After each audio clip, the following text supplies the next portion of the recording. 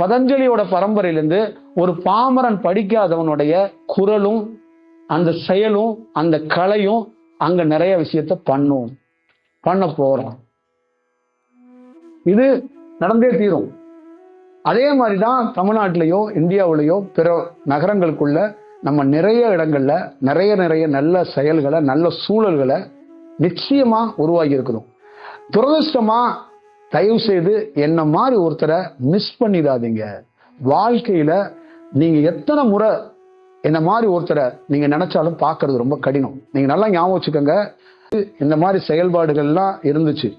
ரொம்ப நாளாச்சு ஒருத்தர் ராஜா மாதிரி வேலை செஞ்சு ரொம்ப வருடம் ஆயிடுச்சு. ஒரு ஞானியே நாமே ராஜாவாக ஒரு ஆட்சி அதிகாரத்தை கையில எடுத்து வேலை செய்து ரொம்ப நாளாச்சு.